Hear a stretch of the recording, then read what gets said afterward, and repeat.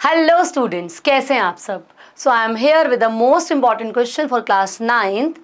You have solved this question but by a long traditional method. But if you will see this question in your MCQ, then how to solve this in few seconds. So in today's video, I'm going to explain a shortcut trick of converting a rational number from recurring decimal to P by Q form in just few seconds. So here is the trick for you. So what you have to do basically बेटा, आपको जो number दिया जाएगा आपको वो complete number लेना है without बार without decimal, आप सब कुछ छोड़ के आप कंप्लीट नंबर देखेंगे and you will subtract the number formed by non repeating digits. Non repeating digit मतलब नंबर विदाउट बार, जिस पे बार नहीं लगा आप वो वाला जो नंबर है वो उसमें से सब्ट्रैक्ट करेंगे एंड डिवाइड करेंगे कुछ 9 और कुछ 0 से. नंबर ऑफ 9s जो हैं they are number of repeating digits and number of 0s are the number of non repeating digits after decimal. Let me explain it more practically. Suppose you have a question of this type. अगर ऐसा question आता है आपके पास, यहाँ पर 0 है and decimal के बाद आपके पास बार है on the whole decimal on the whole part, then आप क्या करेंगे, ये होल नंबर आपके पास क्या होगा बेटा, a हो जाएगा. a में से आप माइनस करेंगे number without bar, that is 0. So a minus 0 will be a and divide by number of, आपको 9 लिखने हैं जितने आपके पास रिपीटिंग डिजिट होंगे.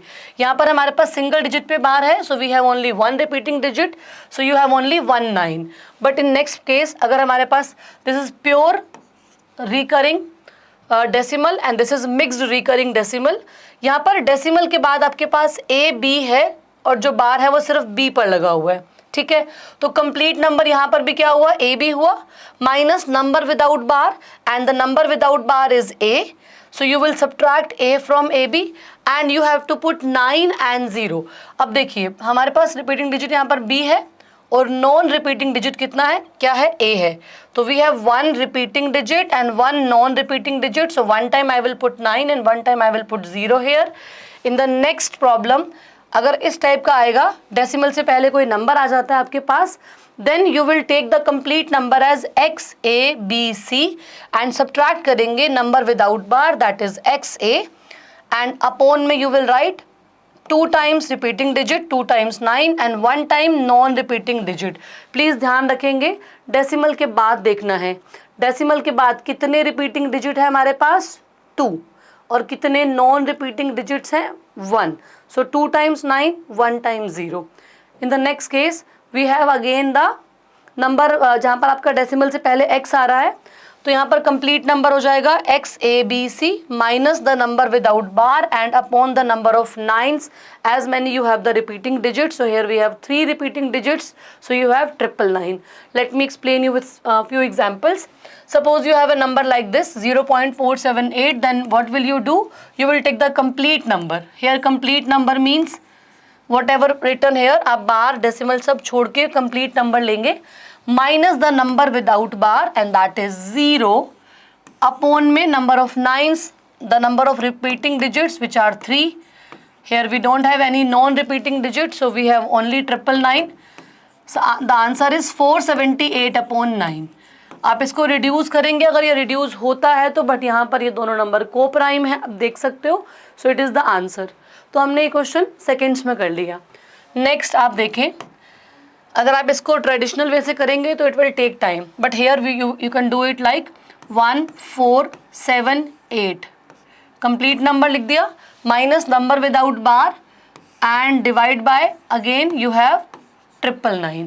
सो your answer will be 1 4 7 7 upon 999. अगर रिड्यूस होता है तो आप रिड्यूस करेंगे, अदरवाइज आपका आंसर है ये.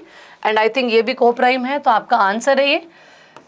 In next problem you have 1 before the decimal and you have here 4 7 without bar and 8 पे आपका बार है. So repeating digit यहाँ पर 1 है और non repeating digit यहाँ पर 2 है. So answer will be 1 4 7 8 minus 1 4 7. The complete number minus the number without bar upon 2 times 0 and 1 time 9. ठीक है जी. So because you have only 1 repeating digit, so 9 0 0. So the answer will be, you will subtract it and you will divide it. Simply आप answer निकाल लेंगे. Next आप आएंगे, here you have 0, so the whole number is 24 minus 0, that is 24 upon 2 repeating digits plus 75 upon 2 repeating digits, and that will become 99 upon 99, and your answer is 1. Your answer is 1. Now the last question is there for you as a homework. So आप इसको करके comment में इसका answer लिखेंगे. I just want to see आपको समझ में आया कि नहीं आया. I hope आपको समझ में आ गया होगा. अगर समझ में आ गया तो इसका आंसर आप कमेंट में लिखिए. Thank you.